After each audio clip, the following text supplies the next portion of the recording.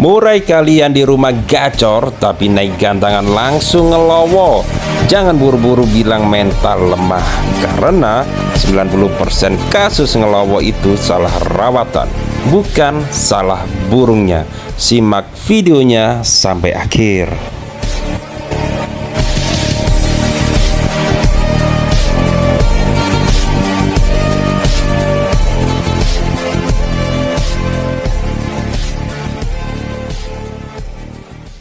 Assalamualaikum warahmatullahi wabarakatuh. Jumpa lagi bersama Serdadu Murai Mastering School Sidoarjo. Gimana kabarnya teman-teman untuk hari ini?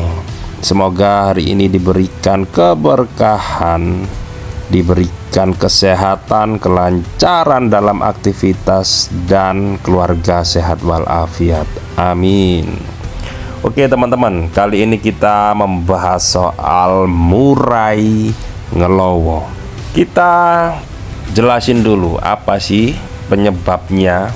Jadi kenapa murai kita kok gampang banget ngelowo? Ada beberapa faktor penyebabnya. Jadi murai ngelowo itu sebenarnya faktor utamanya adalah kehilangan kepercayaan dirinya. Biasanya terjadi saat burung tidak siap fisik dan hormon tidak stabil, tapi dipaksa bertarung, teman-teman. Terus penyebabnya itu apa aja? Yang pertama itu bisa jadi kondisinya mau mabung. Nah, kalau burung mau mabung jangan dipaksa untuk dimainkan, teman-teman. Salah satunya ya, kalau kita lihat burung kita kalau mau mabung itu performnya pasti turun. Terus yang kedua dilihat dari bulunya, teman-teman. Banyak banget bulu-bulu yang sudah tua.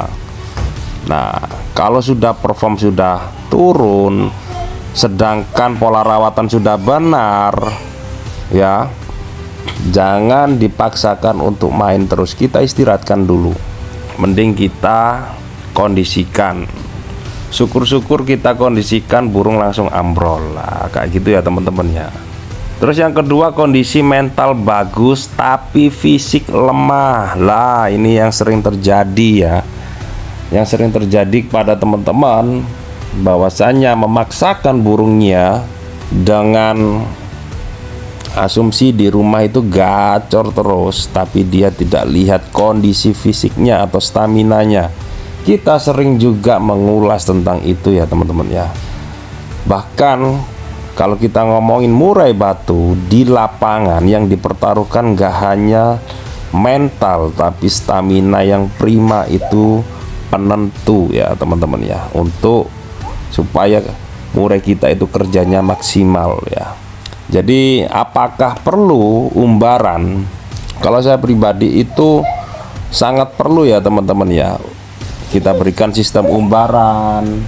Kalaupun nggak punya umbaran, teman-teman bisa cek video-video sebelumnya. Kita juga sudah berikan cara gimana cara melatih fisik tanpa umbaran. Kita juga sudah berikan ya di channel kita sebelumnya. Dicek aja itu ya. Terus yang ketiga, hormon tidak stabil. Nah, ini maksudnya apa hormon tidak stabil? Karena gini teman-teman, kalau kita bicara murai batu ya teman-teman ya, kalau sudah masuk fase kawin atau dia musim kawin dan sedangkan umurnya juga sudah cocok atau sudah masuk ya teman-teman ya, biasanya yang dibawakan itu adalah birahi untuk kawin teman-teman. Itu siklus. Nah, terus gimana sedangkan kita itu mengupayakan burung kita untuk dilombakan, untuk ditarungkan di lapangan, bukan untuk diternakan ya. Cara meredamnya gimana? Banyak caranya teman-teman. Teman-teman bisa memberikan umbaran. Tetap kita rekomkan ke teman-teman itu untuk memberikan umbaran. Terus yang kedua, kita berikan pola mandi yang tepat sesuai dengan karakternya. Sering kita mengulas atau kita mengingatkan ke teman-teman bahwasannya pemberian mandi atau jemur ya. Kita harus sesuaikan dengan karakternya supaya tidak over. Kalau kita memberikan rawatan secara over, pastinya ya burung itu pasti kelelahan, fisiknya pasti lemah kayak gitu ya teman-teman ya. Jangan sampai. Jadi faktor hormon ini bisa diantisipasi dengan seperti itu, memberikan umbaran atau kita memberikan mandi yang tepat ya.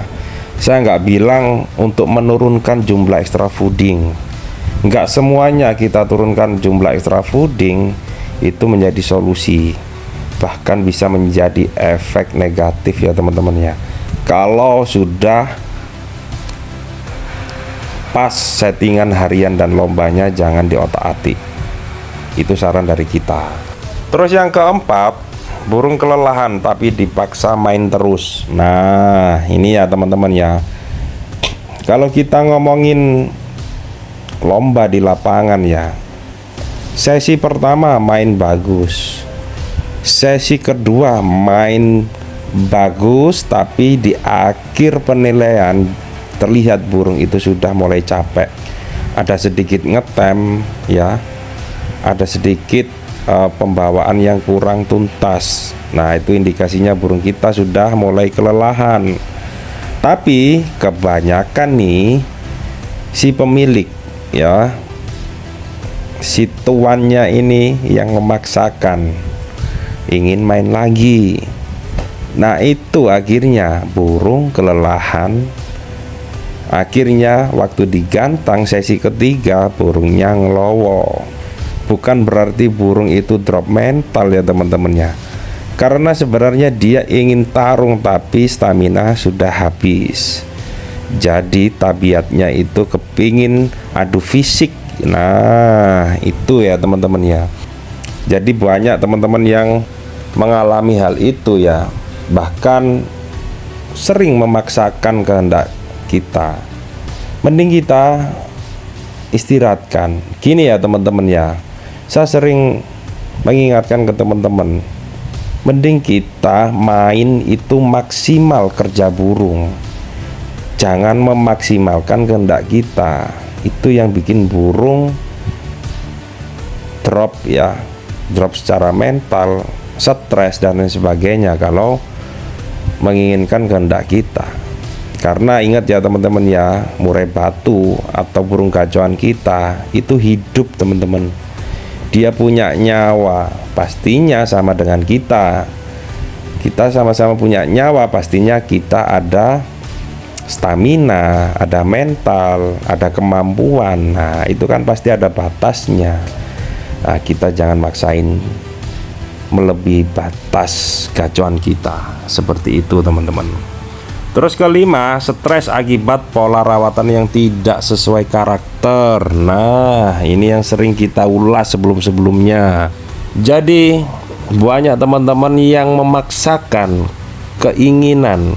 Contoh, burung nggak kuat dijemur tapi kita jemur kenceng dengan berharapan atau beranggapan supaya burung kita itu kuat secara stamina, supaya burung itu kencang, supaya burung itu lebih fighter ya.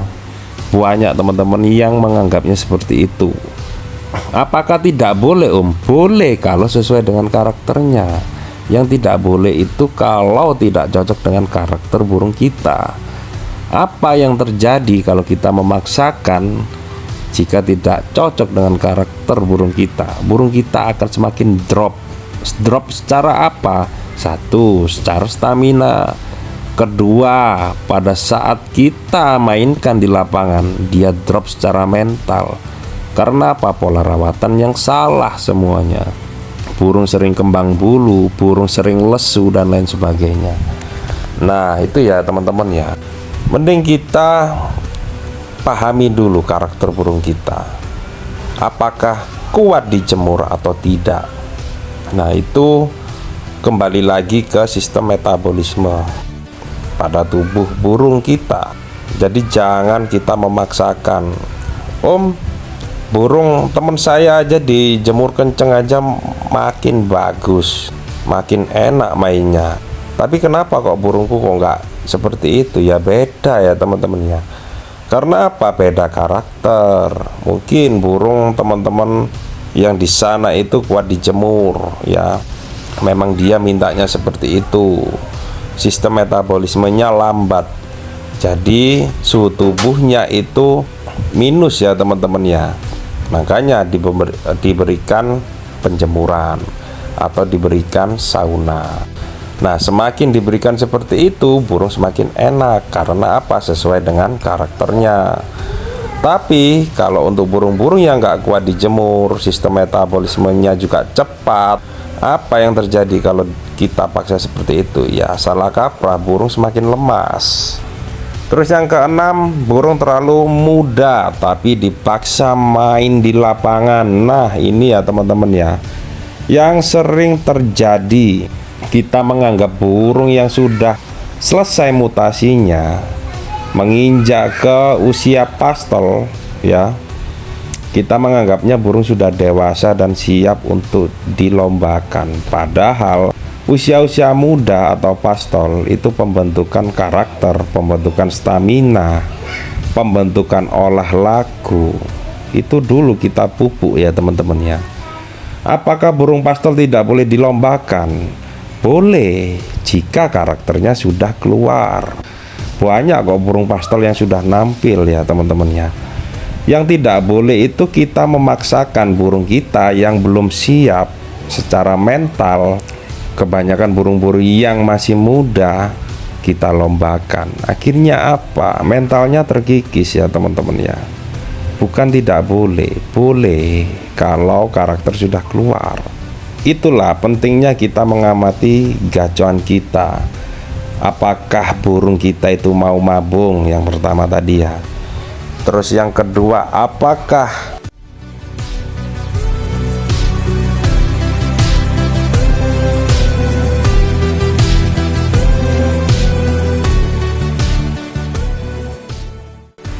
kondisi mentalnya itu bagus secara fisiknya mumpuni atau tidak, staminanya. Terus hormonnya itu stabil atau tidak. Terus yang keempat, burung kita itu kelelahan atau tidak. Dalam arti apa? Yaitu tadi kita memaksakan main bersesi-sesi tapi kita tidak melihat kondisi burung. Terus yang kelima, burung kita itu stres atau tidak dengan pola rawatan harian kita.